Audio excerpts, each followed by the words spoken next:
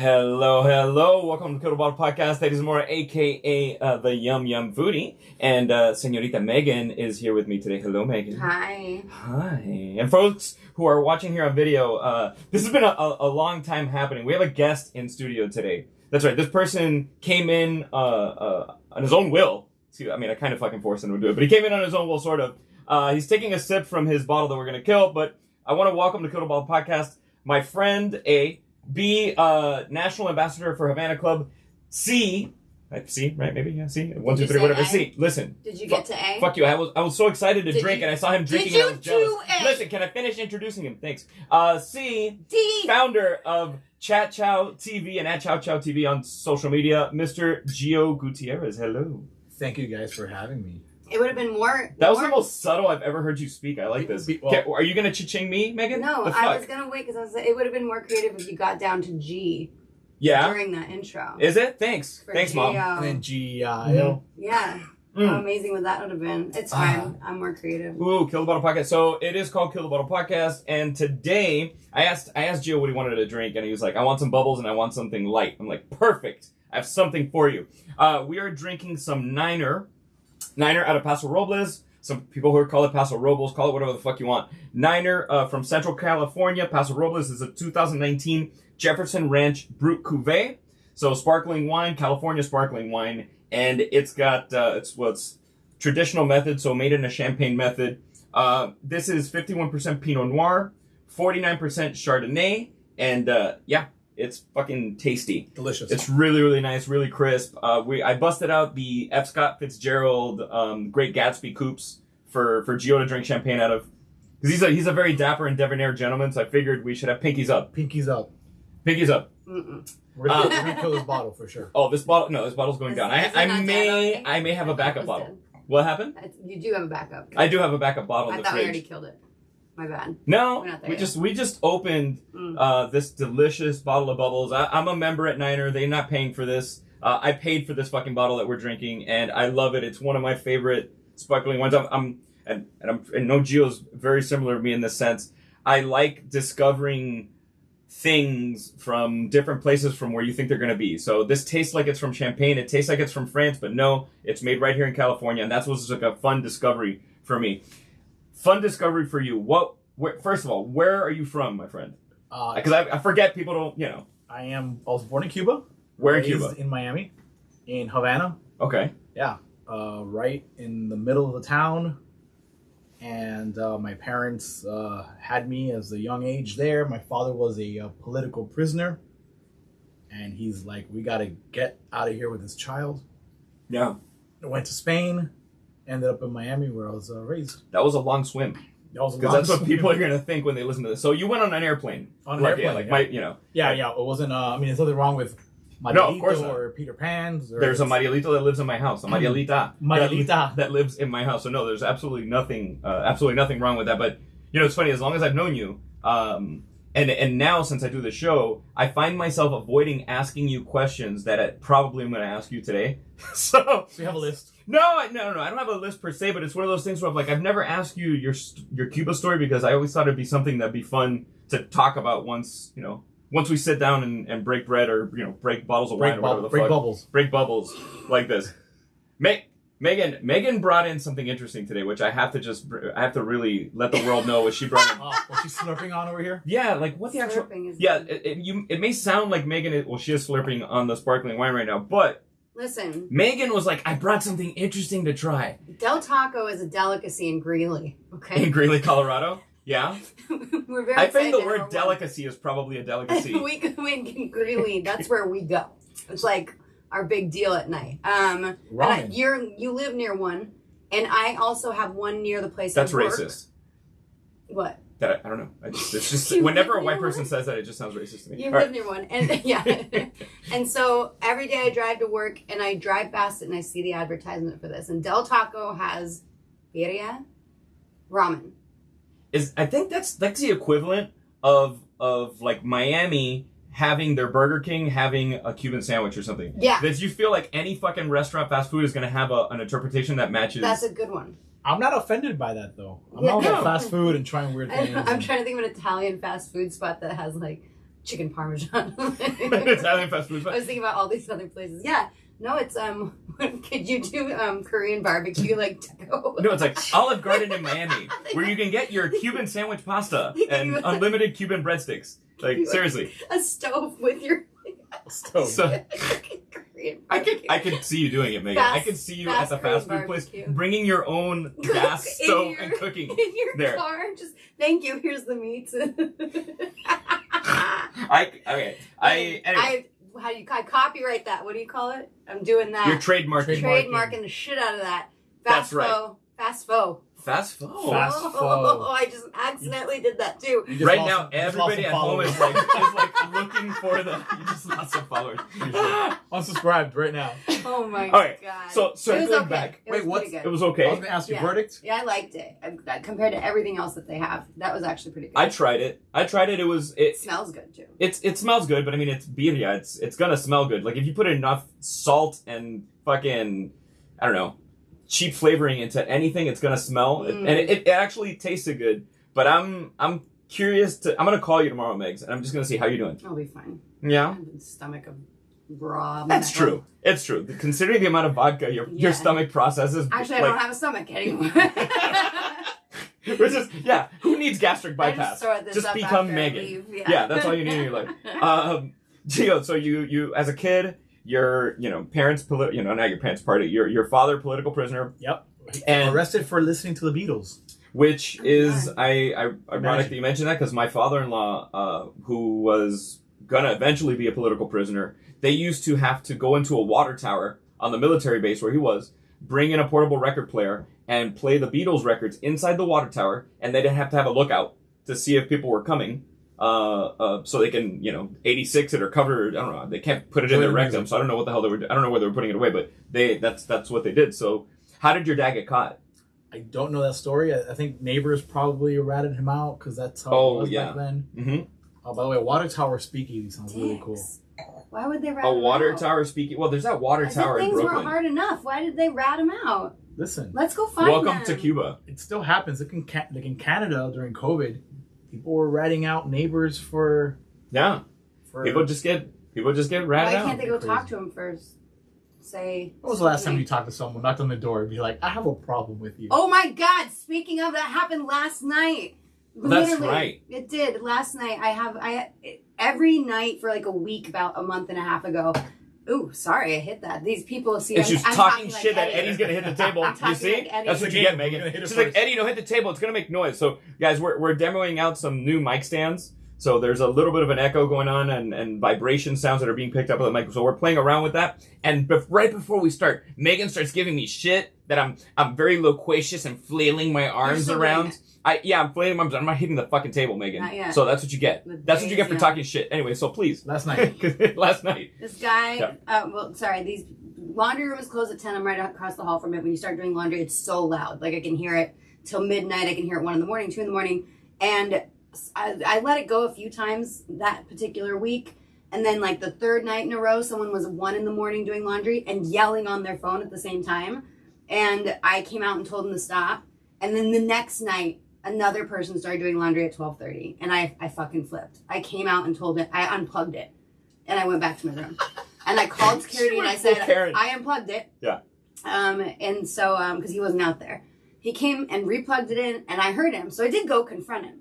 And I came out and I said, there's a sign on the door.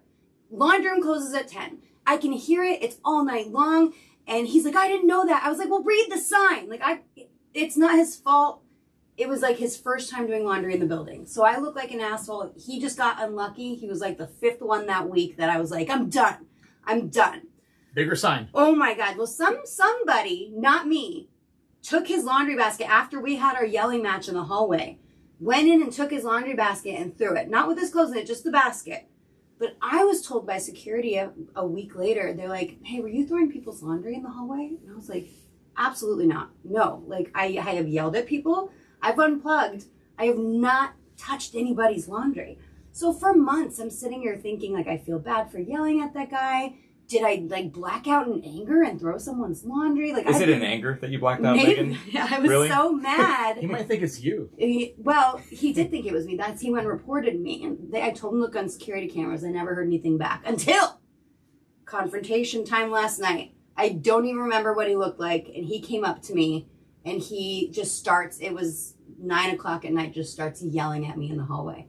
He's like, I've been really sitting on this and really holding it in, and the way you treated me a month and a half ago, and starts just ripping me. And I'm just like, okay, all right, what's your goal here? And we went back and forth until I realized, like, he's trying to show off in front of his wife and kid down there. Oh, I was going to ask you, when's your date? Yeah. No. He's like, he seems like your type. He was so stressed. And I finally said, okay, calm down. And I explained the situation, and we came to a kind of understanding, but he threw out there, he's like, I have a baby. And I'm like, okay, so what does that mean? He doesn't use condoms. That's you all can that do means. laundry at 12:30 because you have a baby? And he just wasn't making sense. So when I finally called him down, and this is a confrontation. We did knock on doors. We are yelling in the hallway. As I explained to him, he was like, okay, I'm sorry for yelling. And I said, I am too. You got the worst of me that week. It was a rough week as far as this goes. People won't read the rules. I kid you not, on cue, right when I'm saying this and we're calming down, a fucking lady walks in. It's 9:30 and starts doing laundry. That's so and I funny. was like, That's a skit. Okay. oh What? my God. And I'm on cue. And he's What? like, oh, I see. And I was like, yes. And I looked at her. I was like, this is what we're talking about right now. And so we left in peacefulness. But yeah, that is confrontational. We do knock on doors. How So can why somebody get away with doing the laundry? In other words, like if somebody's like, look, I'm so sorry, my buddy got sick and he puked on my bed. Yeah. Can they do the laundry after 9:30? Maybe. Okay. Yeah, because there might That's be an gonna emergency case. Yeah. Emergency case. Got it. Every night at 12:30 in the morning and you're talking on your phone yelling? No. Not so much? Not a thing. Not so much. But that's what I'm saying. Why didn't the neighbors just say, hey, we're going to tell on you if you don't stop playing the Beatles? Because that's not how Cuba works, bro. People, like, they call it, they would call it the El Comité de Defensa, which is the Committee of Defense. And it's basically neighbors spying on neighbors. And people thought that they could get ahead for themselves by calling out people like Gio's father. Oh, getting ahead They of the thought game. they would get they thought that they would get ahead of the game by doing things like that. So And it's still like that. Things haven't changed. it's still like that. It's funny how many of those people have brought that energy to my hometown. And I'm like, dude, didn't you not want to do that in Cuba or not like it done to you? But then in Miami, though, yeah, I mean, it happens everywhere. This guy was like, boy, the security can come talk to me. You don't need to talk to me. And I'm like, what's better then? Like, what is better now? You don't want me to go rat you out to security and have them come up, or do you just want me to confront you in person and say, hey, stop doing this? So you would rather me go snitch on you? Yeah, basically. It's weird. That's weird. It's funny because we just sponsored a Cuban play in Miami that was all about political prisoners. Yeah, I'm talking about laundry. Let's get back to you. It's okay. we could merge these conversations, no doubt. My Thank you. problems versus these. Yeah, you don't have a problem I anymore. have no problem. All right. It's like Marcelo on SNL makes jokes about like he was raised under his same story that his mother Cuba escaped. So Everything was worse in Cuba So than he's like, I'm screwed because my mom always has an upper hand on me. I'll complain about like school sucked today. She's like, you had school at least. You had free food. You can't complain. He was great live. That's how it is. Yeah. But in this play, it was written, directed by actually some guys here in LA. Yeah. Robbie Ramos, Gabriel Bonilla, but they did the show in Miami. I think you went to it here. I went to the reading of it here in LA with Danny Pino from I can't think of the show that he was on. Cuban actor anyway. He was on a very successful sitcom like not NCIS, but fuck me. Whatever. Yes, a procedural crime drama show. He was one of the lead guys on it here for the entire run of the show, and he played one of the actors in it. And it was a really well written and just beautiful show. So very compelling. So now it's like full production. It was great. They had a good success. It ran it for like 2 months. But one of the stories I was going to tell Megan, which I didn't know, and I heard it there in the play because they turned it into a play, was in school they would have kids close their eyes and pray to God for food and candy, and they would open their eyes and be like, God does not exist. And then they say, now close your eyes and pray to Castro. Uh-huh. And the teachers would put candy. This really happened. up. Oh, no, this is brainwashing. common practice. And they would open their eyes after praying to Castro, and they had candies. Like that, I didn't know that story. Oh, yeah. Man. That was I'm not a an terrible- uncommon thing that would go down I'm in a school. terrible person because I was just trying to think of all the ways I can manipulate people now. Yeah, you can manipulate them with candy. I mean, it's prayer? it's prayer and candy. Wow. That's really the best I'm an way. asshole. That's mean, awful. I love your reputation exceeds. I By mean, the way. yeah. That's Well, I what mean, like, That's to where the my show. brain went. How can I use this to my advantage? nothing has manipulated more people than religion. Let's be fair. That's Yeah. so if you can turn that into your own thing, if you can Joel Osteen the fuck out of it and just become a gazillionaire, I'm gonna go say for it. pray to me. Knock yourself out and Pray not to pay me. taxes. Fuck. You know what? Kill the bottle church. What? Kill the bottle church. That's it. KTBC? KTBC. We hold mass one time. Only one person is allowed in mass besides you and I. Let's just register for some kind of religious thing so we don't have to pay taxes. Ass Megan? is in the word mass. I like it. That's true. Done. Ass is in the word mass. So Spain. Speaking of mass is something that's very big in Spain. But Mass you is go to massive. Spain. How old were you? 1 year old or two. I forget. 1 or 2. And how long was your family in Spain? Like a year. Okay. And it was that whole year was Because my just trying to figure out how grandparents- to get out? Well, my grandparents were Spaniards, so we were able to go from Cuba to Spain because of that. Mm. And then from there, ended up in Miami.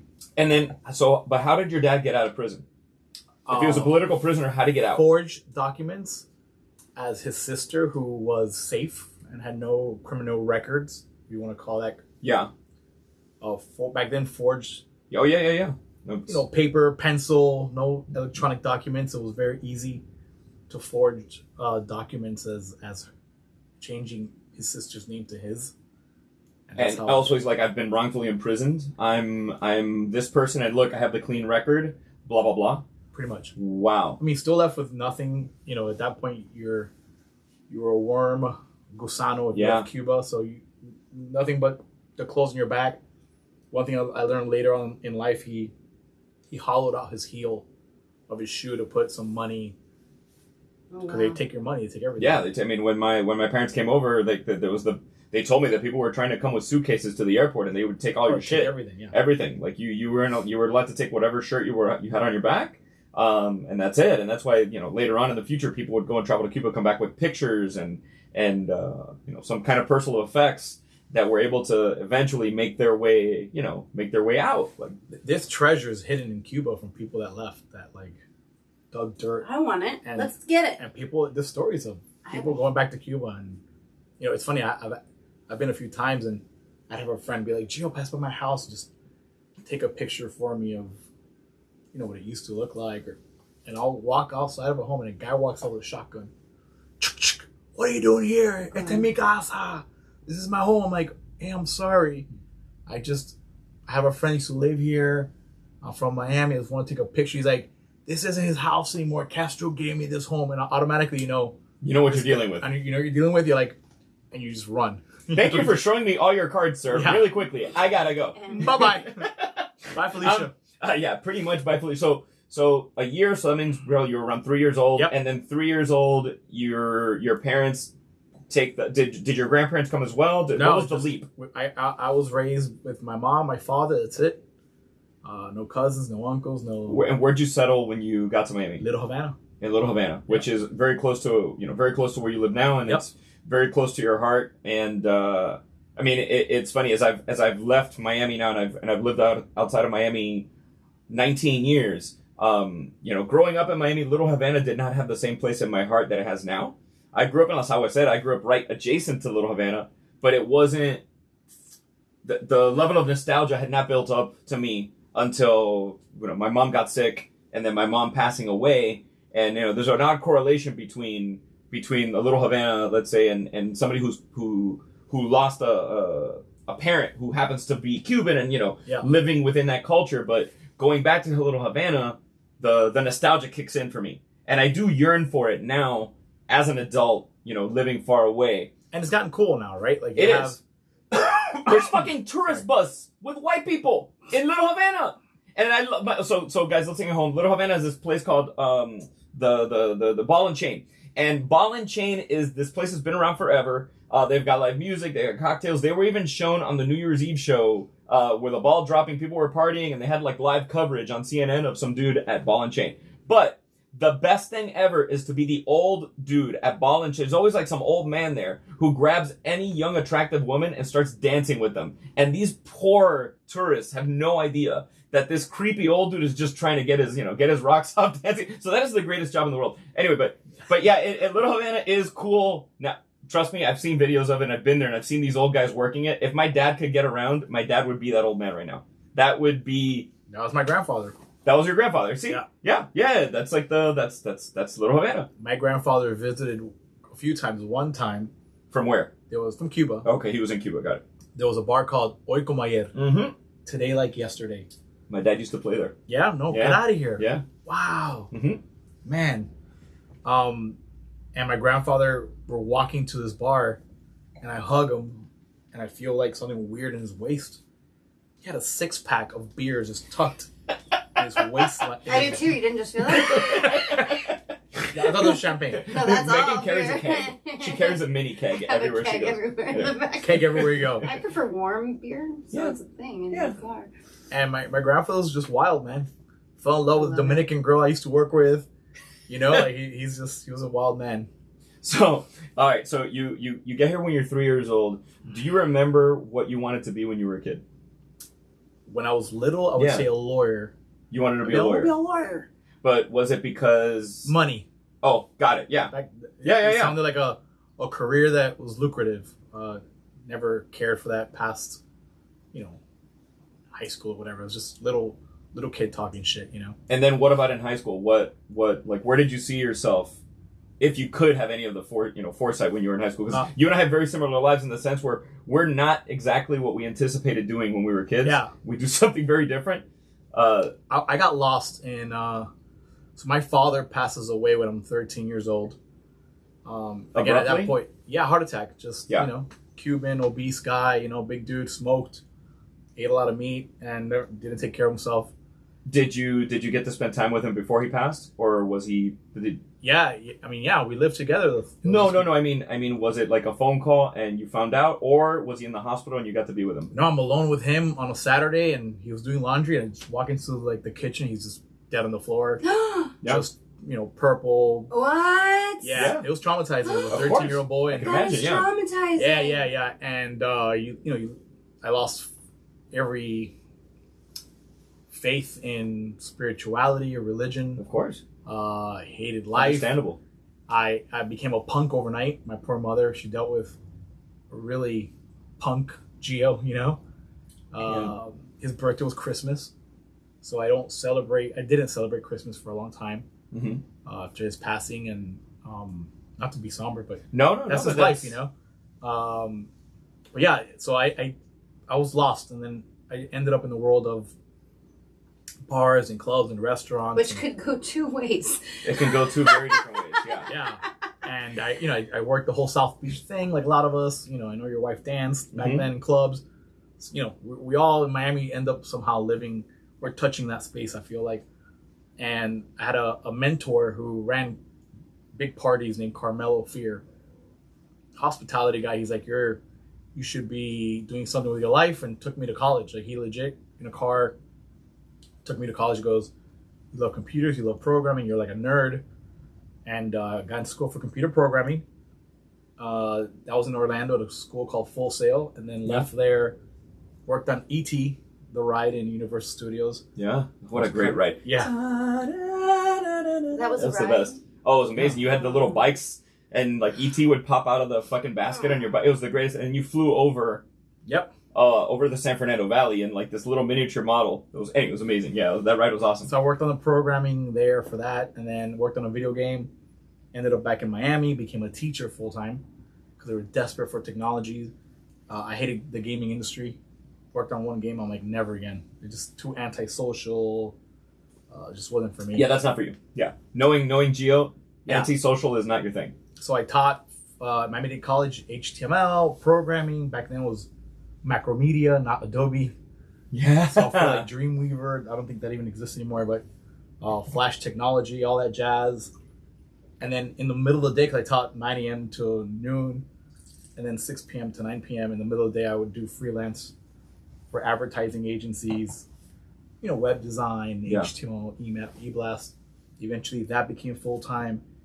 Teaching became part-time. I mean, I taught like for 12 years probably. I loved it. I still love academia.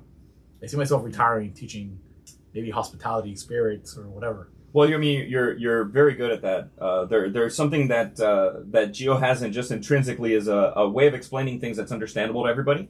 Not everybody can do that. Megan totally understands that in her studying and exactly. I was trying to be nice, but she's shit-faced as always. No, I'm just kidding. Yeah. No, but Megan is really good at that as well, being able to explain things to people. It's just like... I'm good at demanding attention from shit kids. That's what I'm good at. I'll tell you that right. And not getting attention from shitty men. What is that? What the fuck is that, Megan? I'm not in teaching anymore, which I should be. Yeah. I should be out of men. Yeah, exactly. All right, I got you. Let's get back into teaching and out of men. No, but I don't know about that. Anyway. Off I of will. That's so, away from men. Away What do you from want me men. to That's say? the one. No, but one thing about Gio, and I know you haven't spent as much time with him as I have, but he has this intrinsic quality that is that level of being able to explain things, of course. But I think that all stems from a level of generosity that he has, and I'm always astonished by this, and I'll tell you why. Gio is an only child, and I know one only child who has the energy and level of generosity that Gio has, and it's Gio. Oh, he's the only I one. thought you were gonna say somebody else. But I don't mean that. It's just and that I know a lot of people who are only children who aren't selfish per se, but he or you're in the fucking room. You have this this genuine quality of generosity that comes off of somebody who has had siblings. Were you raised with anybody else? No. It's funny, you've told me that once before, and I appreciate it. But It's the I truth. can't comprehend that because I don't have this alternate reality of what who Gio would be if he had a brother or sister. So I don't know that family dynamic that you're saying. So I appreciate those words, but yeah, I have no idea. But I was raised, by myself. Like I said, no cousins, no uncles, aunts. It's just me, my mom, and my dad. That's it. Wow. I come off as someone who isn't an only child, but I have two brothers, so. Yeah. You're, I'm selfish as shit. I didn't want to say it. I was like, Megan's gonna beat me to the punch. I'm definitely generous. She's like, let me just say it before Eddie says it. I don't even want you to share that bottle. Now, Do you know the bottle, by the way? Yeah, we did. That bottle's been annihilated. We're on our last glass. Clinkies. Clinkies. I feel like We this killed is it. when We you have know. to cheers. This is what I love. Say Costco. So Gio's glass was full, and he sees me pouring Megan some sparkling wine, and he's like, "Fuck this!" He puts his glass out right there. He's like, "No, you're gonna put it right up to the brim." I just love these Prince coasters and that is for you, Montana over here. because Gio and I share a love of Prince, and we've had guests on the show before that have also had an affinity for Prince, and you have a Prince tattoo. I had a Prince tattoo. Oh, you had a Prince I tattoo. removed it. Oh my No God. shit. Yeah. When he passed away. No, I'm kidding. I did it before. I did remove it because it was like a prison tattoo. Aggressive. Oh, it was Like like I was like 16 years old in a garage. Yeah. How's that That's- process of removing? It's like laser. Have laser in your hair. Same. I've never done that. So you're gonna have to really get into detail here for me. Yeah, she has retro bush, dude. She has like Yoko bush. I haven't seen, but I've It's a heard. fucking razor. What the fuck are you guys thinking? Like, just Sorry. because you can't laser away? So, I'm broke. For I'm folks who broke. don't know what Yoko Bush is, they're these series of black and white pictures of John Lennon and his wife Yoko Ono, and they're in the nude. And then that's it. That's all I have to say. Look those Thanks up, for and you'll explaining. understand what Yoko Bush is. I'm mansplaining Yoko Bush Or to you, don't. Megan. Look it up. Mansplaining. So So you got it removed.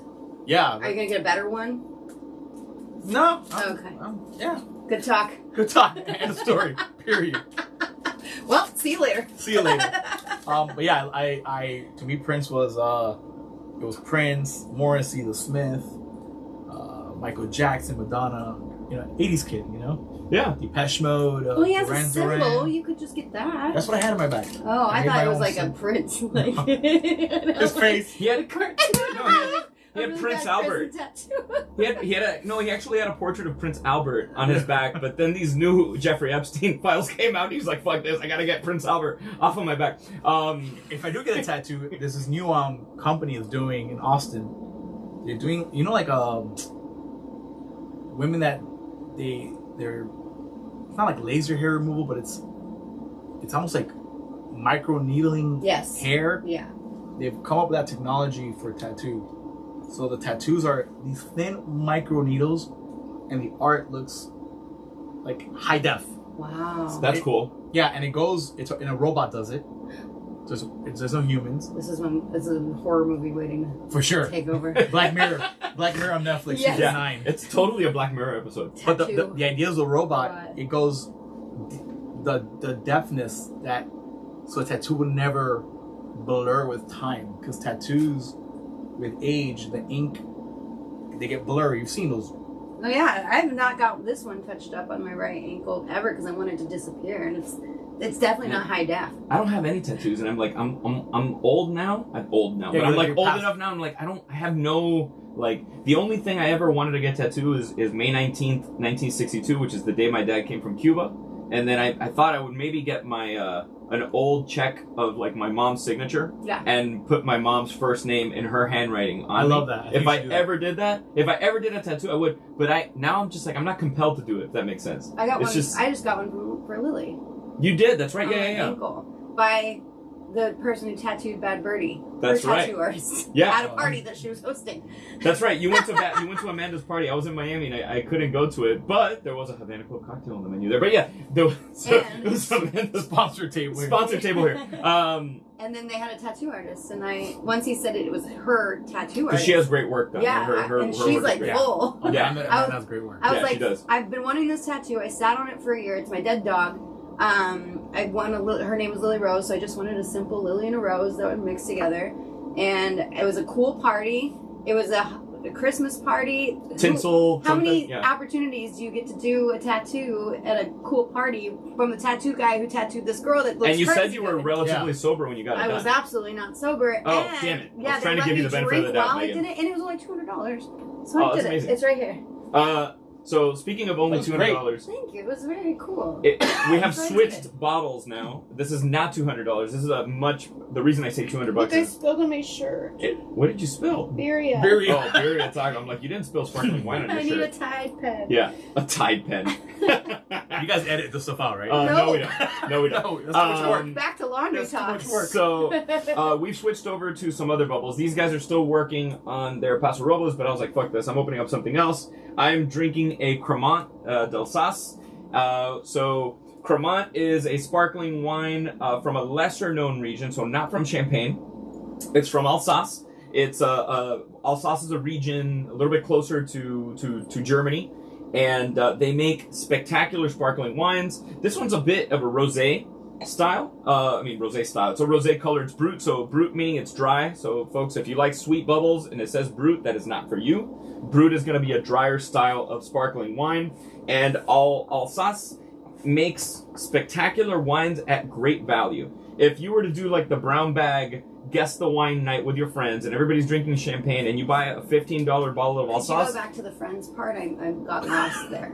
yeah, well, yeah. How do you get You those? could have had Matthew, as a friend. What? No. No, as a friend. No. Too soon. Matthew, too soon? All right. But anyway, it's just a great value sparkling wine. So if you're looking for something that's French, that you want to be the person at the party that brings something cool and unique, pick up a bottle of Cremant. It's spelled Cremant, and that's it, Cremant. So we're gonna try this a little bit. Yeah. Oh wait, look at that. The zoom in on Gio busting out the bottle of Cremant. Sponsor us. Sponsor us. But yeah, this is I wish really that really had tasty started bubbles. work. And I also wanted to have a completely different style of bubbles for the two bubbles that we had as options. So when we try this, you'll notice a major distinction in the flavor profiles with these. Anyway, so wow. By the way, to tie in something else, you just Yeah. brought up Amanda Bad Birdie. I meet her and her family in Miami. Her family lives in Miami. I meet her grandfather, and her grandfather was in prison. Same story. A political prisoner with the Havana Club, one of the members of the family. Of the Havana Club rum family. Yes, the Arechavala family, which is wild because I'm like, oh, I want you to come to Miami. Let's hang out. I want to get to know you.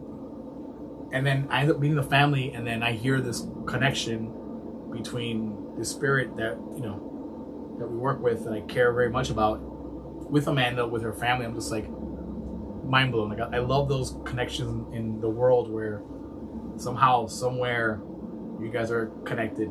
Did you go back to family? I got lost there. Okay, family and friends. Family and friends. I'm just a little lost, but that's fine. We can continue. Cats, dogs. Oh, mine's dead. Can we go back to the Beatles? Go back to the, okay. Laundry. What? So that mentor that you had, was that the person that that kind of flipped the light bulb of I can't, because I went through a dark time when my mom passed away. I mean, I was a bit older. I wasn't 13. I was 26 or 27 years old, but I was nobody who should lose their parents at that age.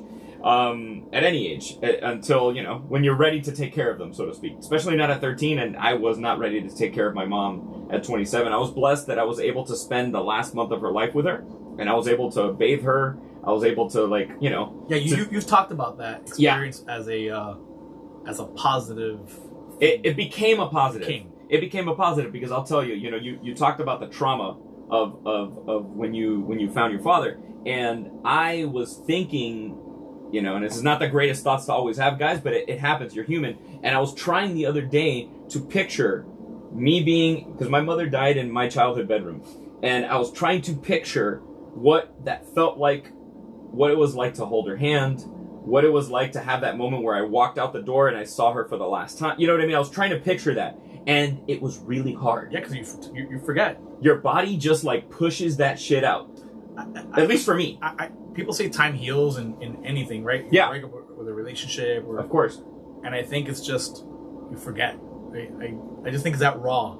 It's not a beautiful sentiment. No, right. Your body wants you to forget. I think you just forget, and you end up having memories that are a picture, right? Yeah. Or something that through repetition you remember.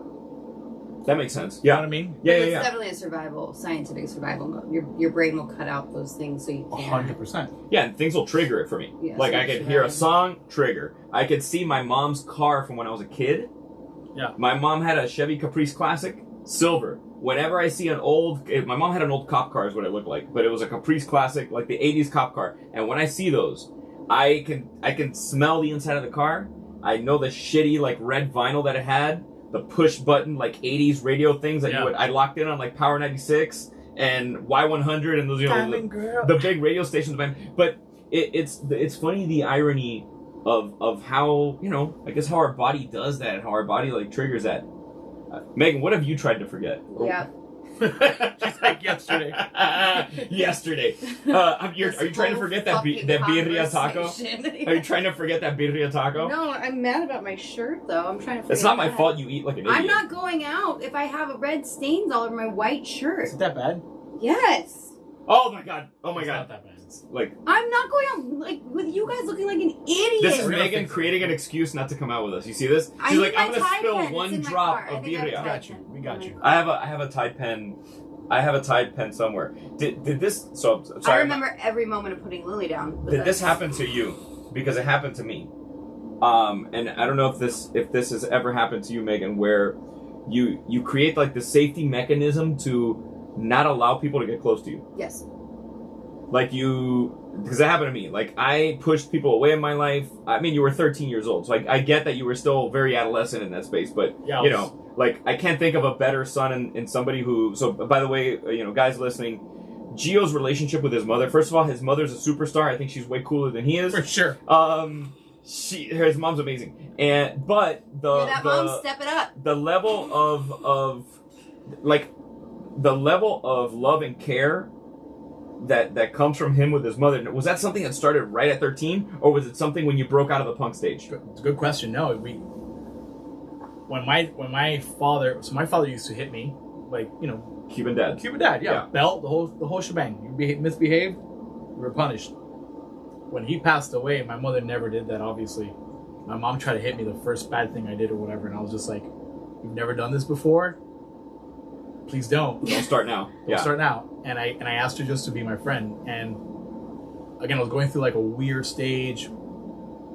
I mean, I would be in high school wearing a long black like hippie skirt, boots, have my nails painted black. Like Doc Martens? Which, yeah. Okay. It's funny because people now like guys paint nails is normal. Yeah. I would get kicked out of high school for that, and my mom would defend me, right? Because I would tell her I'm feeling creative or I'm doing this or that. I was always very open with my mom. Whether one day I'm like, Mom, I want to be homeless. She's like, what? I'm like, I need to feel what it's like to not have a home. And I spent 48 hours in the streets without a wallet, without money, without showering, asking people, begging people for food, for scraps, by myself, like a weirdo. All these things happened from me 13 through high school. So my mom dealt with a lot, but I was very open with her as a friend. And I think that helped our relationship a lot. And it's funny because I have friends now with kids that know my mom. My mom tells them that same advice. She's like, from her perspective, she's like, be supportive, but be a friend. Be like a friend. Can you go back to the kids? What's that? I mean, I was like, I got a little lost when you said kids. how many times have you almost had kids, Megan? Never. Not even close. She brings a levity to the show. For Yeah, sure. yeah. I'm an abortion pro. What? Is that too much? For No? What? What? Megan's I called it. Oh, coat hanger? I have one right here. Oh my god. Shoot. Oh my Stairs. god. Yeah. Whatever. Life will not find a way. Kill the Bible church. So I know. So you heard me mention at the beginning of the show that Gio is also the founder of something called Chat Chow TV, and I'm curious where did that start? What is it? I know what it is, but what is it for the folks listening at home? And where did that what's the genesis of that? So in my advertising marketing world, when I lived that Hold life. on, where did you live that life? So let's get to that life before you get to Chat Chow then. So teaching full time, doing advertising part time, advertising full time, teaching part time. So when I was working in advertising full time, every year I would challenge myself to learn something. One year I built an iPhone app. One year I was designing pins. One year was gaming YouTube and its viral tagging, meta tag, etc., etc. I wanted to do a podcast. What we're doing now, which is funny. This was in 2011. I launched a podcast called Chat Chow.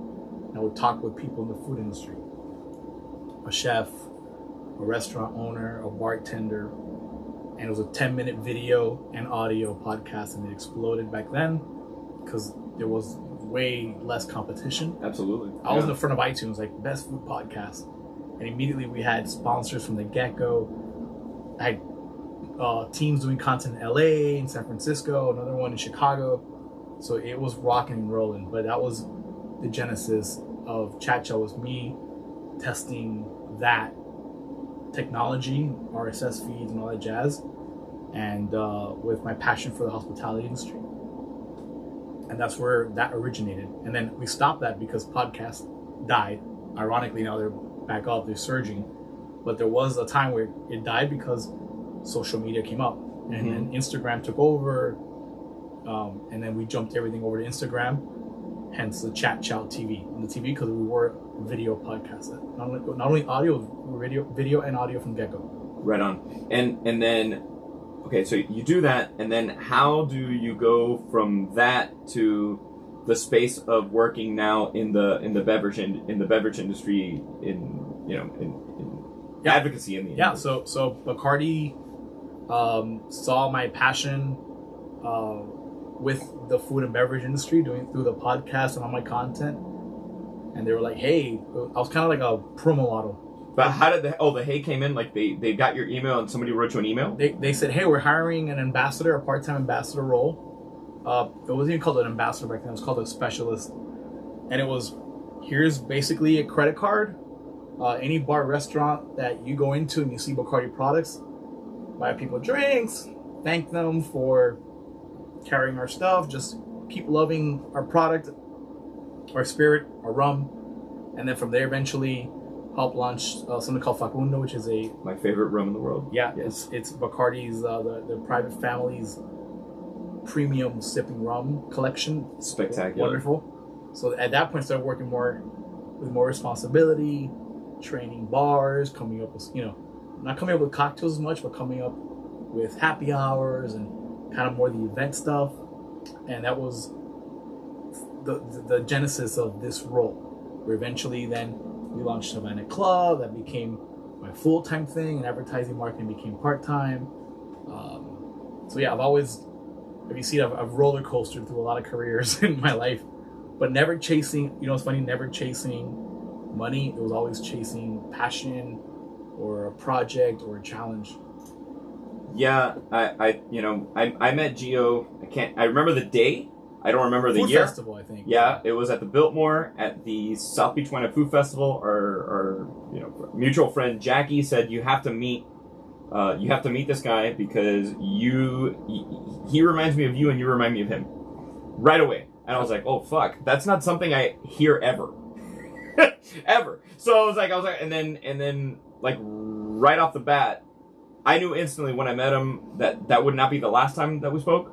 I knew that this is just somebody I'm going to know for a really long time.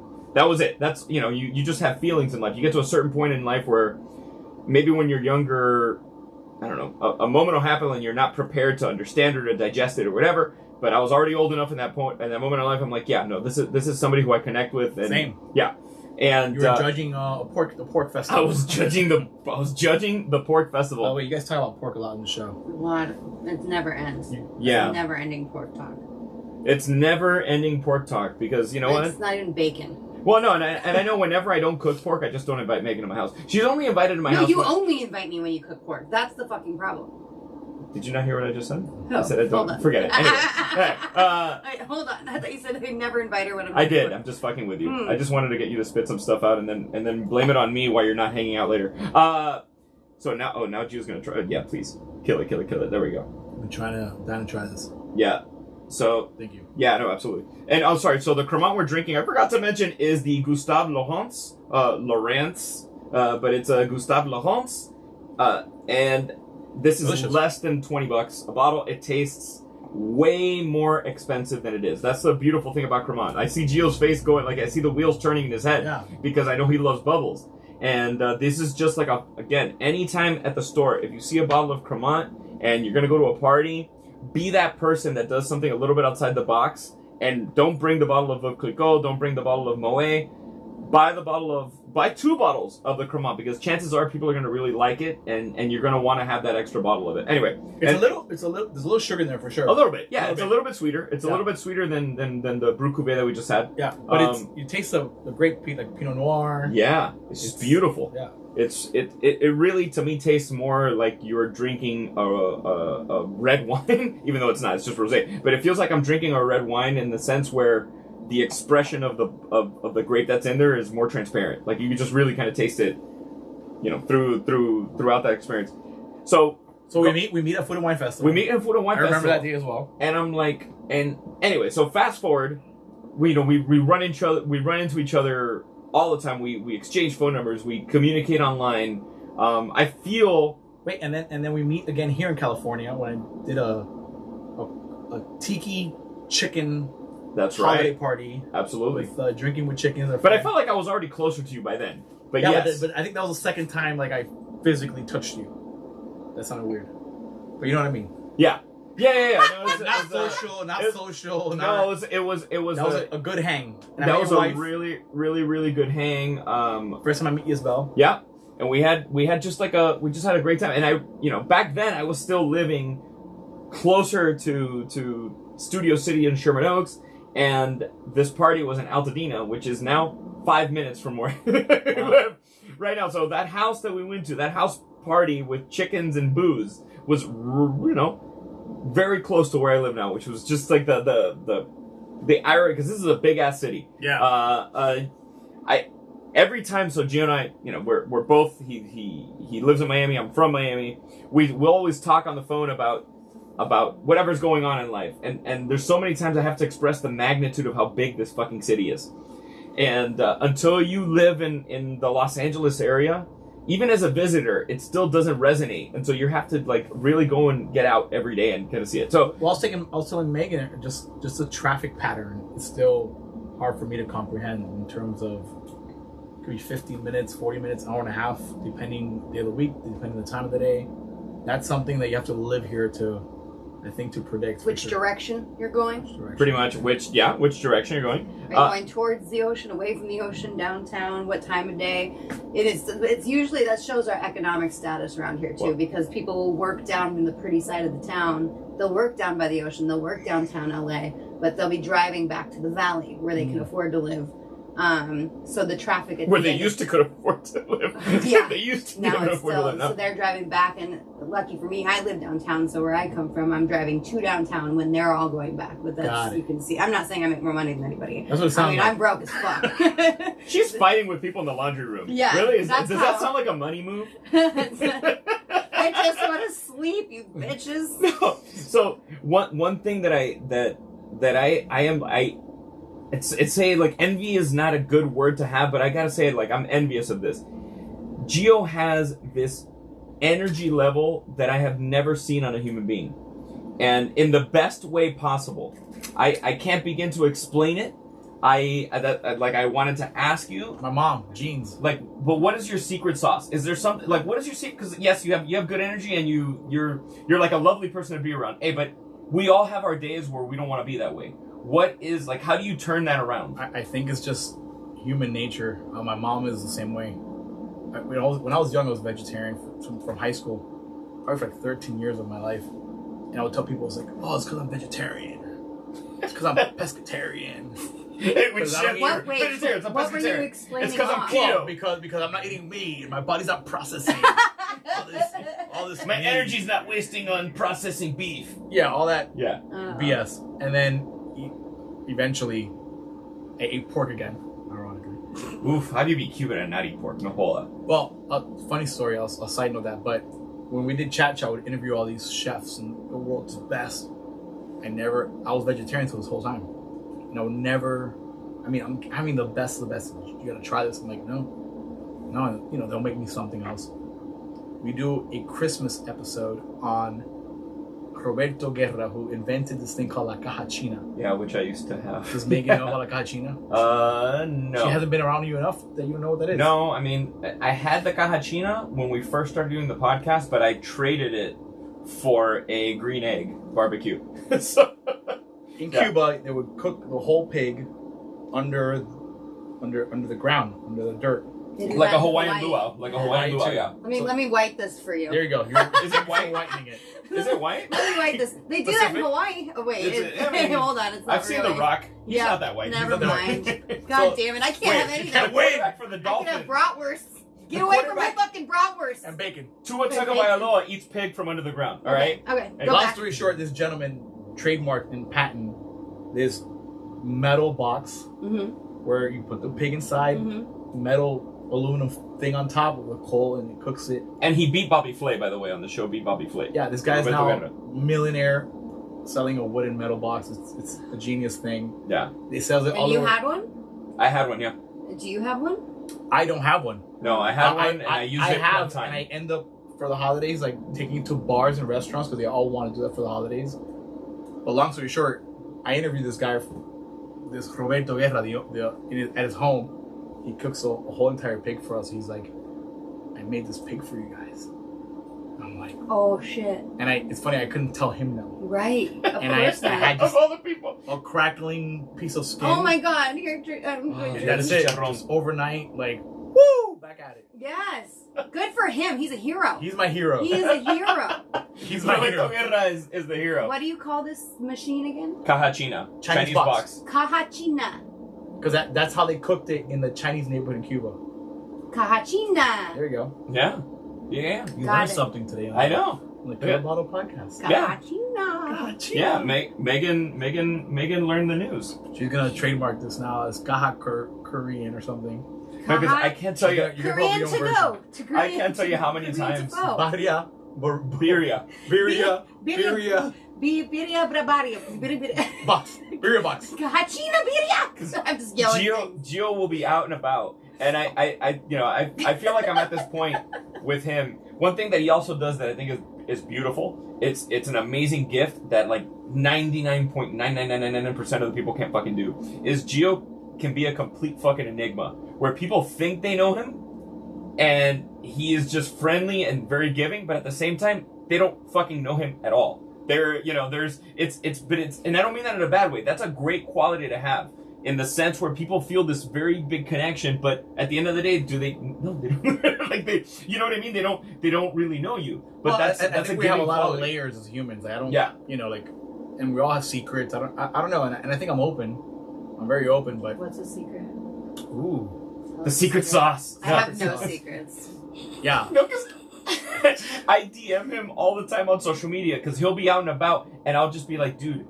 He'll be out with like a ton of fucking people, and I'm like, and I just message him. I go, bro, this looks like my worst fucking nightmare. Mm-hmm. And not because I don't love people, but just because I envy the energy level that he has, and the memory that he has. Because I gotta take notes. Yeah. And that's a gift. And I think that's part of my humane. Like I said, it's funny. My mom now with age, I realize my mom's the same way.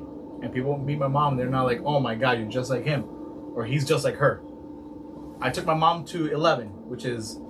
I went with you with your mom. It's a mega double-story strip club. Oh, My fun. mom was out till 3 in the morning. Why is it called 11?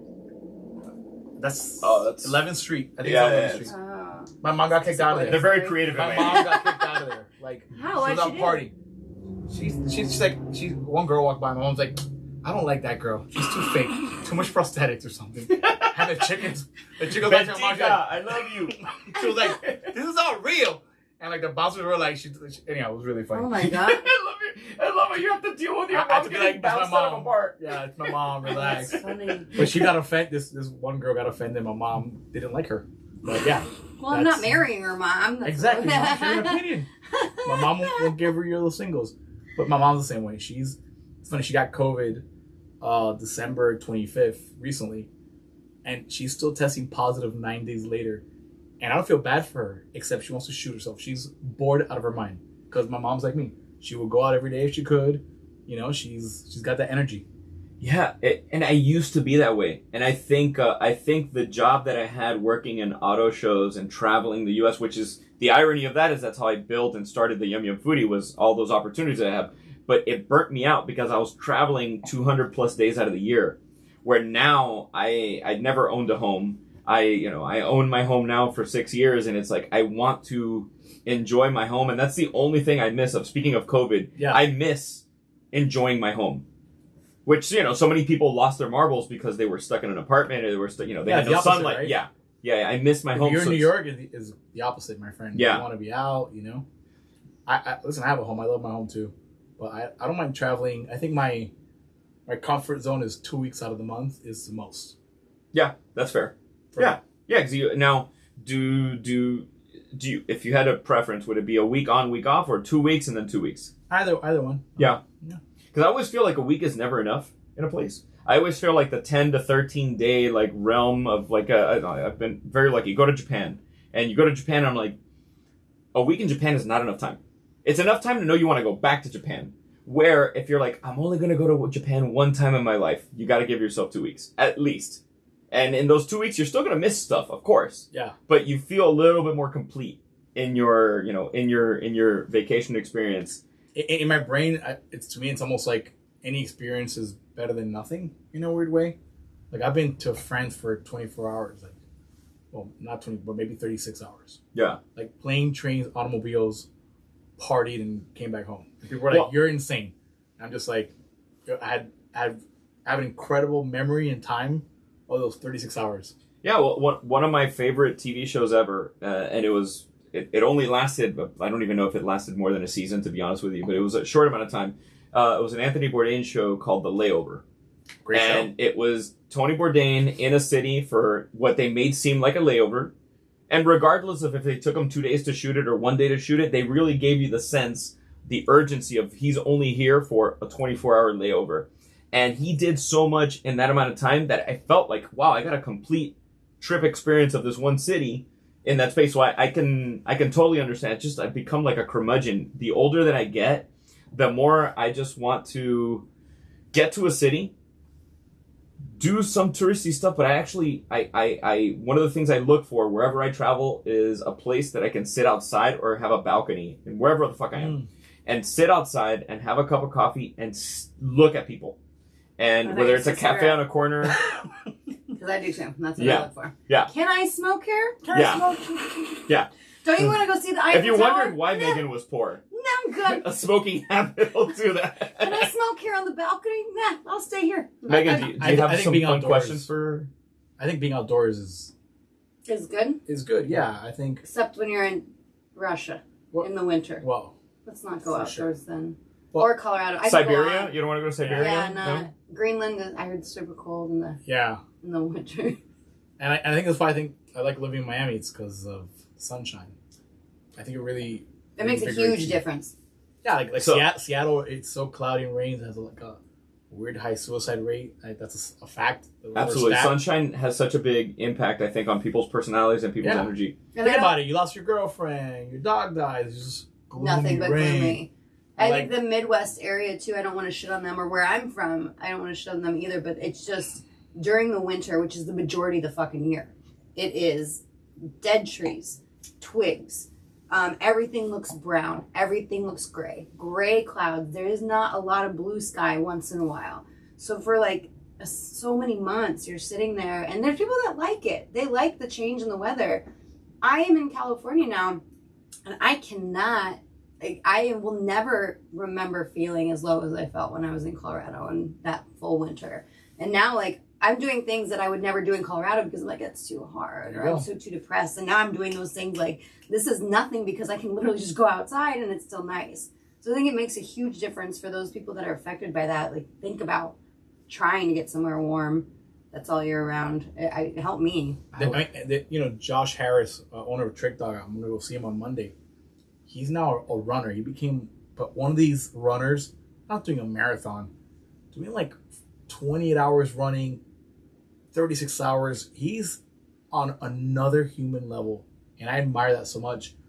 And the reason why I bring that up, because I asked him, like, how do you train for this? Because that's like, and it's funny for him, it was psychological. He goes, I run in the rain, like intentionally. If it's raining outside, I'm gonna run in the rain because nothing's gonna be worse than that. I'm like, I get that. Go to the snow, the ice. If he has the possibility. Yeah. Megan always does that when she's back home. I always see her running in the snow and the ice because it makes me, when I come back here, just make me run more because I'm like, oh my God, there is no fucking excuse. There you go. I've lost so much weight just moving here because there is no excuse. It's so nice. I believe that. I didn't go to the gym at 5 a.m. because it was negative 12 degrees. So I would just sit in my bed and not want to get up. Of course not. Why would you want to deal with that? I don't know how people fucking do. I did it for 32 years and I don't know how they do it. Oh, hell no. I couldn't do it. I thought of you the other day, actually, now that I'm thinking about this. So, you'll know when we recorded this show based on what I'm going to talk about now, but there was a story in the news in Japan. There was an earthquake, a severe earthquake in Japan. It had a bit of a tsunami. It was they're going through a rough one in Japan. But there was a plane crash at Haneda Airport in Tokyo where a plane with aid that was so hold on really quick. Trick Dog that he just mentioned. Trick Dog is an iconic bar, legendary cocktail bar in San Francisco. Okay, sorry. Anyway, so going back to there was a plane that was carrying aid and it crashed and it hit a passenger plane. Right. And all on the folks on the driveway. on the tarmac. Yeah. And so the people, unfortunately, the people that were in the plane carrying the humanitarian aid, they all died. Yep. But the plane that was the passenger plane that was hit, 400 passengers were evacuated in 2 minutes. 476 in Japan. So almost 500 passengers were evacuated in 2 minutes in Japan. And I remember, because I know Gio's been to Japan. Yeah. I've been to Japan. I know you haven't been yet, but I have a feeling, Megan, that's a place that you will eventually make it to and you will be blown away by it. But that was the most, honest moment of wow, that would have not happened on my flight from Miami to LA, where people are trying to hide luggage and bring in 2 carry-ons and fucking there are 8 animals. 8 animals. Did you go through that same thing? I was like, if that was in the U.S., there would have been 18 people dead and a bunch of people injured because some sapingo's a word I'm going to teach you. Some idiot, some fucking dickhead is going to try to pull their luggage out, or I need my laptop, or I need whatever, and because of that, somebody's going to die. Well, it's funny because I read the news report and they interviewed people on the plane, and not one person grabbed their luggage. No. That was and the flight attendants made it very clear. Very clear. Guys, get the fuck out. Get out. Go. Don't grab luggage or you're dead. Yeah.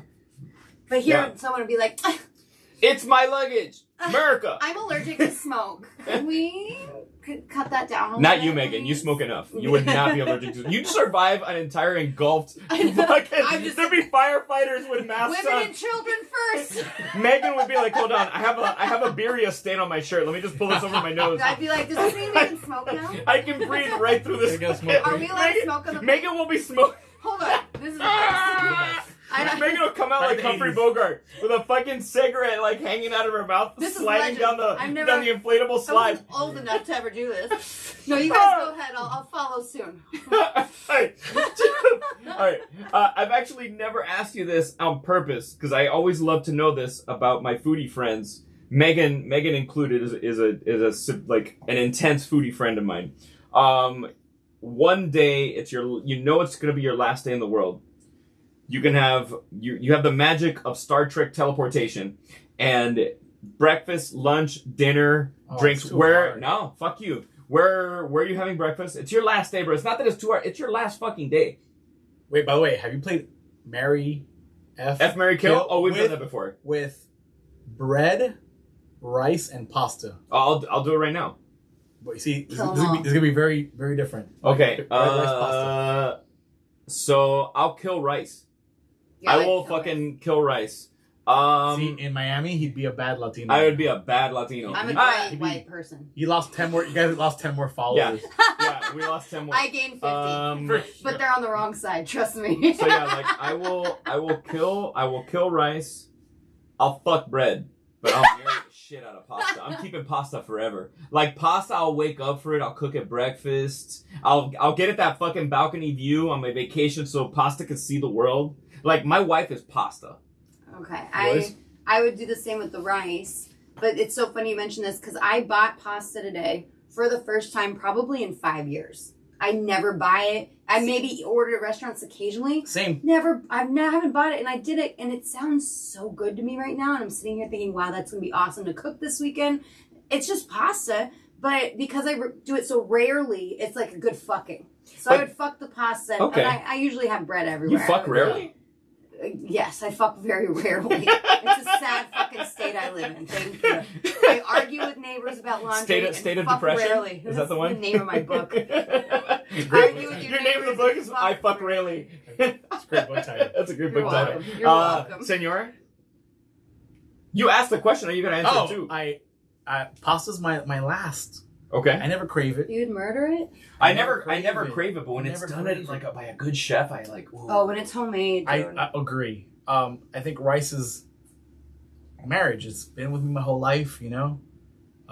That's because you live in Miami, bro. You're trying to take all the little red laser dots from the sniper rifles are slowly being removed from Gio's chest right now. I also think of sushi. I love sushi. Oh yeah. You know, like I think of Cuban. I'm thinking of like arroz imperial and shit like that. That's all. Paella. Yeah, like, I love it. I'm thinking that I cleaned out my kitchen and I had this giant bag of rice that I finally threw out after 3 years. I like that you asked this Your question. COVID rice. Bought pasta. This is my COVID rice. COVID rice I threw out. You know, I bought it for Lily because that was the only thing she was eating when she died. So let's get really sad. That's her dog. For the folks who are That was just my listening, child. that was her baby.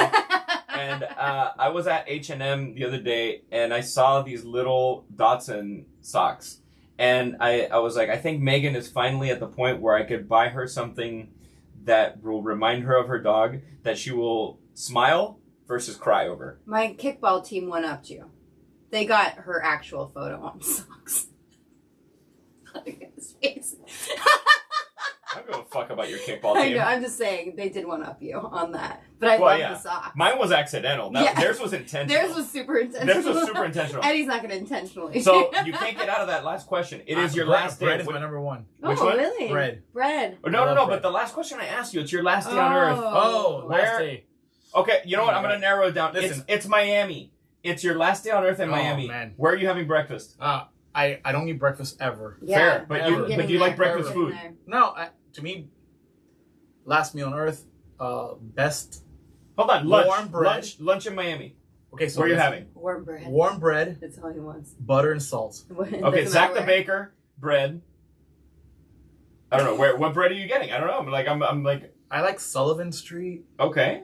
A nice French baguette from Bouchon. That's amazing. It's amazing. Bread, butter, and salt. So I need to get him the bread from Republique at some point. I need that. It is the baguette service at Republique in LA will blow your fucking mind. Oof. I remember looking at very it, close to that. Oof. and I'm looking at the menu and I'm like, why is the bread service so much? And then I was very blessed to be invited for a champagne dinner there from Champagne Palmer, and they brought us the bread service. I was very blessed to pay for a $450 New Year's Eve meal 2 years ago. And the bread was really good. Megan, start fucking the chef. That's I will. all I can say. Absolutely. You have an advantage I don't have. Can I can't we go back fuck to the chef. the part where you said invite? Hey. I love strawberries. I'm not a chocolate dessert person. Okay. So I think best strawberries with like vermouth and port and sherry, kind of just like tossed with fresh whipped cream. Okay. To me is my perfect dessert. Wow. You're not even going to specific restaurants. You're just going with like, this is what I'd want to eat. Yeah, No matter what. Yeah. He's answering like a fucking politician. So all right, I'm going to ask him then, what was the meal that changed your life that made you start Chow Chow TV? Or was there? No, not one meal. Bingo. No. Yes, No, 11 Madison Park, 2010. Oh, okay. Yeah. No, I'm lying. French Laundry, 2010. Okay. I meant to say French Laundry. Mm-hmm. So It was mind blowing. But what were you doing? You went. Did you? I went. So was I your went trip for Super. based around going to French Laundry, or were you happened to be in Napa and you were able to get to French Laundry? Happened to be in Napa, made it to French Laundry. Change your life. Changed my life, yeah. I'm yet to go. That is my fucking. You mean I've white done whale. Something you haven't done? That is my white whale. Yeah, and you got it for free. I got it for free. And Color came out and he can I be honest with you? made fun of me for Back then, even back then, compared to now, back then it was old school stuffiness where you couldn't talk to anyone. You had to like look at everyone like this, and it felt very like.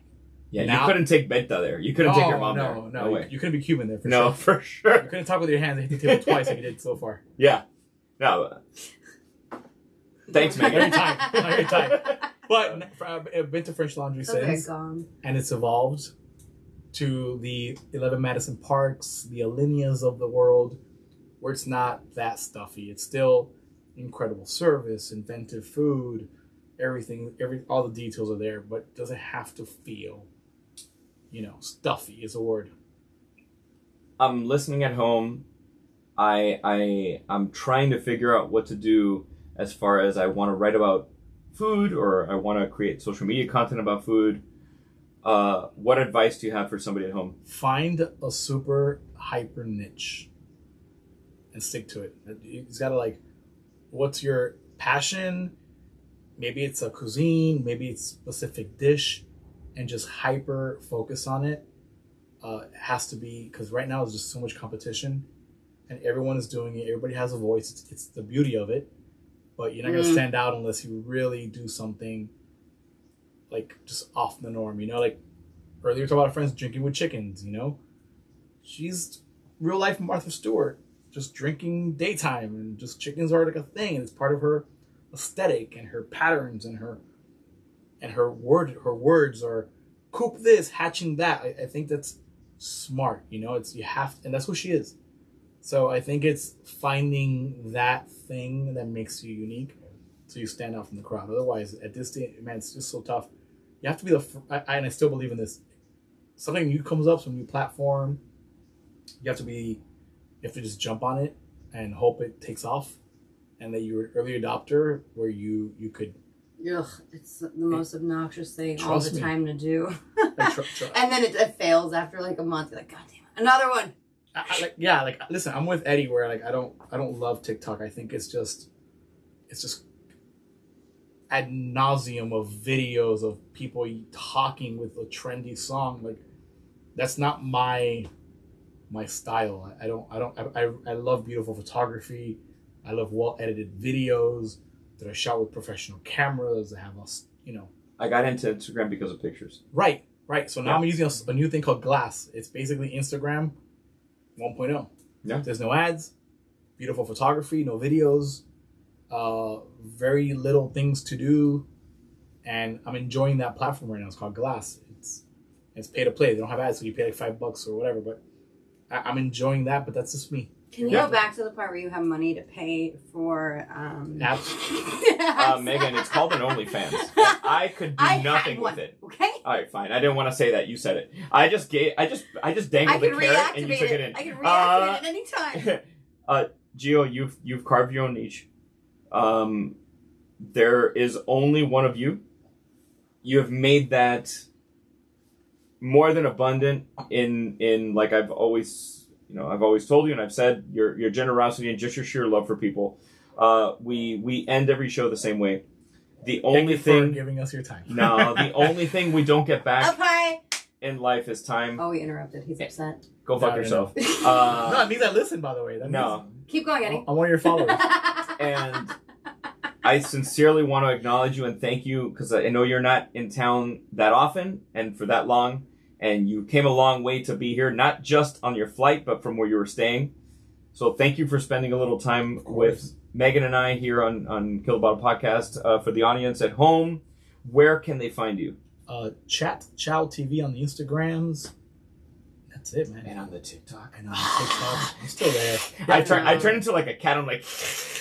on all of the social platforms. So, folks, if you want to keep supporting us and having great guests like Gio on the show, please rate, review, like, subscribe, and please follow Gio on social media. You know I'm going to tag him in like 17 fucking stories every time he and I are not out and about. He's probably my favorite human being to go out and about with. We have a sincerely great time, and my only regret in my relationship with him is I didn't meet him sooner. Oh, so guys, so listen to Kill Bottle Podcast. Go check out Gio.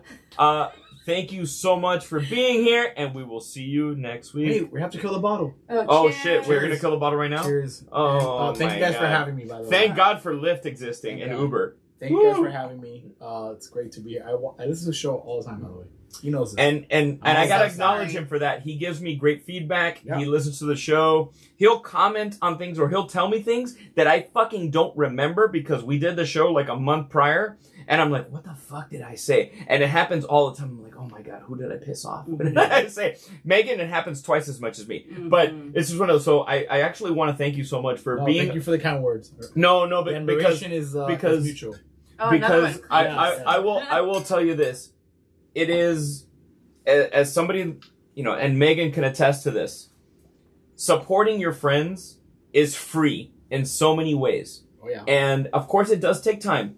But liking the show, subscribing to the show, even if you don't listen and you download the show, that is free and it's a way to support your friends. And you support me as a friend, and I really want to honor you and acknowledge you for that. So, guys, Kill the Bottle Podcast. Check out Gio at Chat Chow TV. We're going to kill this last glass of cremant and peace out. We go back to where you said friends.